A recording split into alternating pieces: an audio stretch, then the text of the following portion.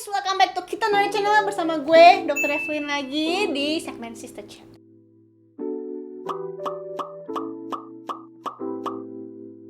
Hari ini kita mau bahas apa nih? Mitos dan fakta ya? Mitos dan fakta tentang apa? Menstruasi. Yuk, kita bahas fakta dan mitos mengenai menstruasi. Let's go!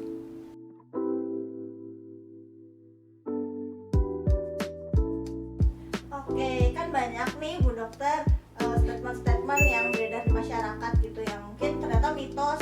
Nah, mungkin bisa dijawab kali ya, itu mitos atau fakta. Yang pertama, kalau lagi mens gak boleh keramas, itu mitos atau fakta? Mungkin orang pikir ya, kalau keramas, pori-porinya membesar, nanti airnya bisa masuk, terus masuk angin. Pasti orang berpikir kayak gitu ya, itu sakit kepala. Itu mitos ya guys, itu gak benar sama sekali. Jadi faktanya itu, mau sakit kepala itu bukan disebabkan karena pori-pori kalian yang membesar di kepala. Itu nggak bisa air masuk ke kepala kalian tuh nggak, pori-pori kalian tuh nggak segede itu gitu, kecil pori-pori kalian tuh nggak bakal masuk air. Jadi don't worry, kalau sakit kepala itu gara-gara mens itu wajar, itu memang faktor dari hormonal. Jadi memang kadang menstruasi itu disertai dengan gejala sakit kepala. Jadi itu bukan penyebab karena keramas. Mending kalian keramas aja daripada 7 hari kalian nggak keramas nanti lepek. Oke? Oke, kita lanjut ke statement kedua. Kalau minuman soda itu bisa melancarkan menstruasi, mitos atau fakta? Minuman soda melancarkan, gitu ya? Mitos sih, nggak ada sih minuman soda jadi lancar. Selama aku belajar sih nggak ada ya. Yang bikin nggak lancar itu biasanya memang faktor hormonnya kalian nggak seimbang, jadi mens kalian tuh nggak lancar. Jadi kalau kalian mau melancarkan itu sebaiknya kalian olahraga, makanan yang bergizi, tidur yang cukup, istirahat, jangan stres. Itulah faktor-faktor yang bisa memperlancar menstruasi, bukan minuman bersoda. Salah guys, jangan diikutin ya. Gak boleh minum es saat mens karena minuman dingin dianggap dapat membekukan darah haid dan membuat dinding rahim mengeras, mitos atau fakta? Mitos. Badan bukan kulkas, nggak bisa bikin bekuan haid. Gak bisa guys, gak bisa. Bukan kulkas badan kita, bukan coolbox juga. Jadi minuman es ya boleh-boleh aja, karena itu beda saluran. Satu dari saluran pencernaan, satu dari saluran reproduksi. Jadi beda jalur, nggak nyatu guys, nggak berhubungan, pokoknya nggak bisa. Mitos. Oke, kalau statement keempat, tidak boleh olahraga saat mens karena akan kekurangan darah, atau kalau berenang darahnya akan mengotori kolam, mitos atau fakta? Mitos, malah olahraga itu bagus banget buat kalian yang kurang lancar headnya. Kalau kalian bersendat-sendat headnya itu bagus banget ya olahraga. Jadi itu mitos. Jadi kalau misalnya kalau kalian anemia, darah rendah, terus kalian olahraganya heboh banget gitu ya, heboh sampai 5 jam gitu olahraga, ya mungkin aja kalian kolaps gitu. Ya atur aja olahraganya, jangan terlalu heboh, jangan terlalu itu, ringan-ringan aja olahraga. Yang penting olahraga itu bisa memperlancar head kalian. Terus masalah berenang, kalian kalau mandi, cobain aja deh, kalau mandi pasti berhenti deh menstruasi kalian.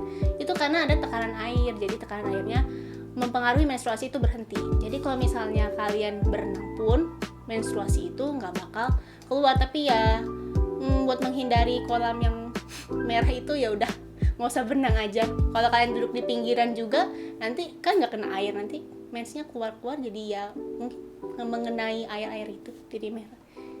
Jadi sebenarnya boleh aja olahraga, tapi ya jangan heboh-heboh ya. Thank you ya udah klik video ini, semoga kalian suka sama videonya. Jangan lupa untuk like, comment, dan subscribe. Sayonara! Oke, lanjut ke statement berikutnya. Berhubungan intim saat mens tidak akan membuat hamil, mitos atau fakta? Mitos sih. Itu mitos banget, soalnya ya mau berhubungan seks kapan itu memiliki kemungkinan untuk bisa hamil. Jadi aku mau ngajarin ya kalender sirkulasi menstruasi.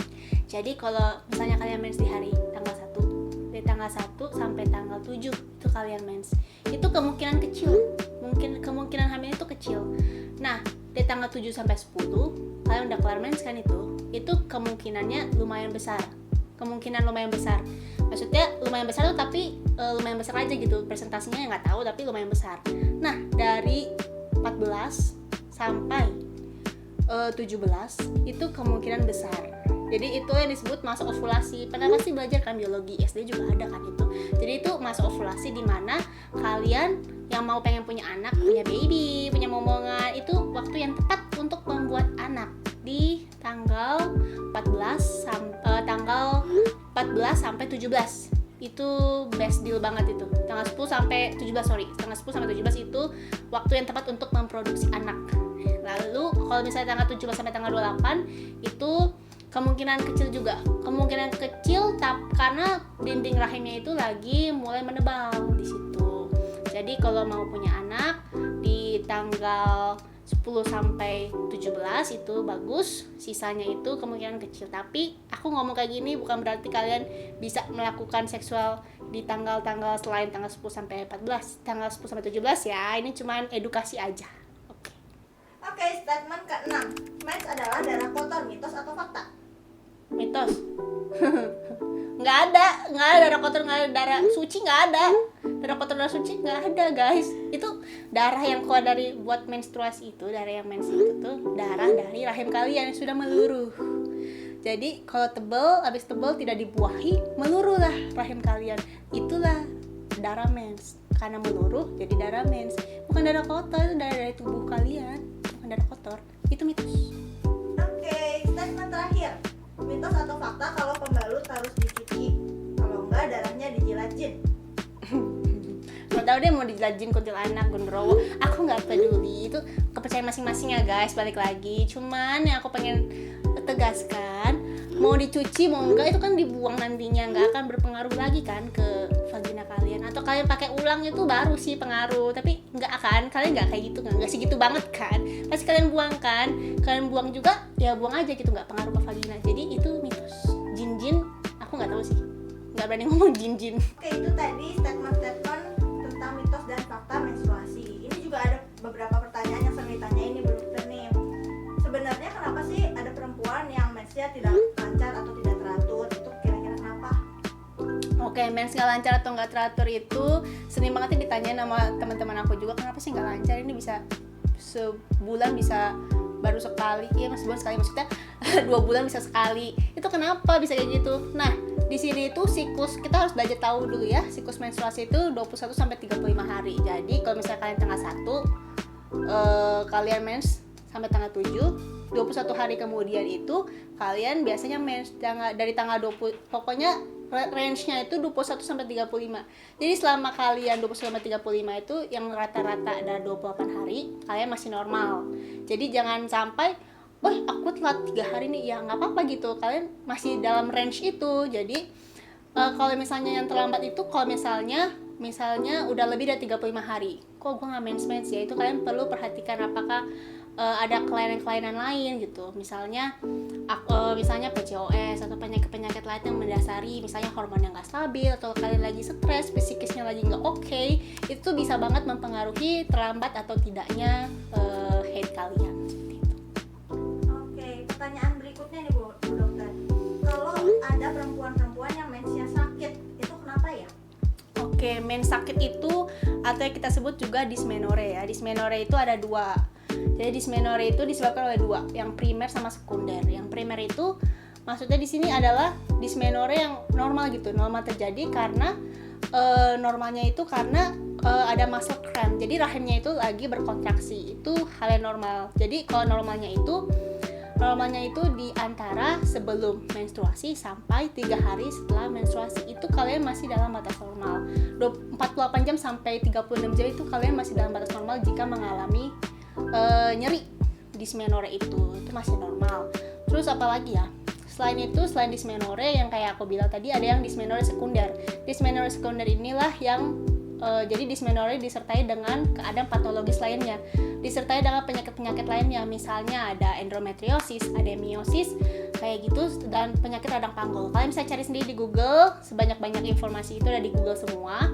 Tapi yang aku pengen saranin, kalau misalnya kalian dysmenorrhea ini berkepanjangan, kalian ada nyeri saat seksual, atau misalnya ada gejala-gejala yang menyertai, sebaiknya kalian periksakan diri ke dokter seperti itu. Jadi dysmenorrhea ini tuh ada rentang waktunya gitu, jadi nggak terus-terusan nyeri head gitu. Oke, kapan sih kita harus ke dokter Bu? Oke, yang tadi kayak aku bilang ya, siklus menstruasi antara 21 sampai 35 hari.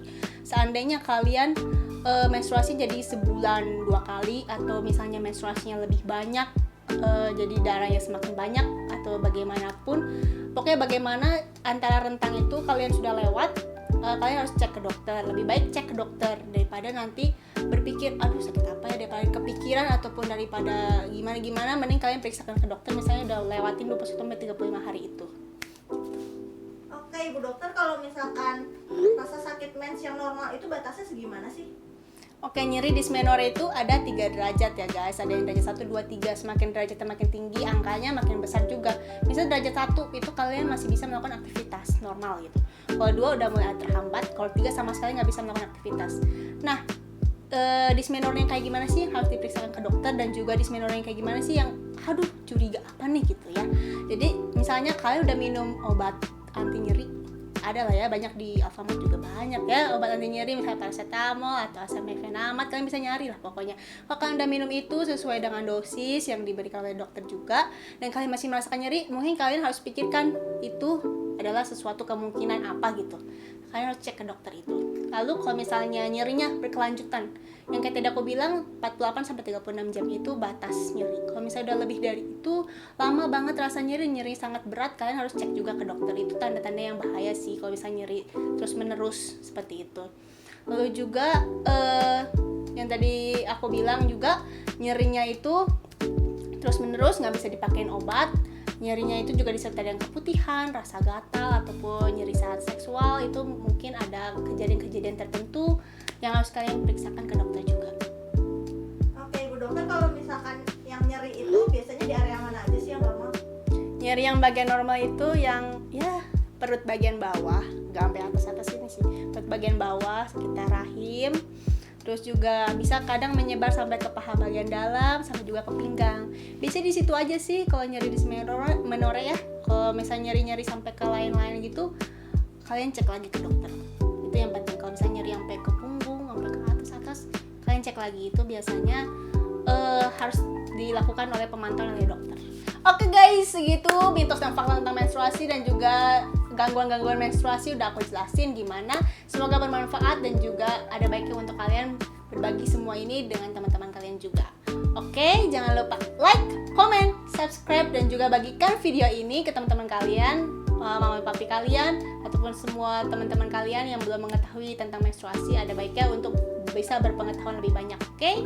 Oke, sekian, terima kasih. Thanks for watching. See you in the next video. Sayonara. Jangan lupa like, comment, subscribe, dan turn on notification.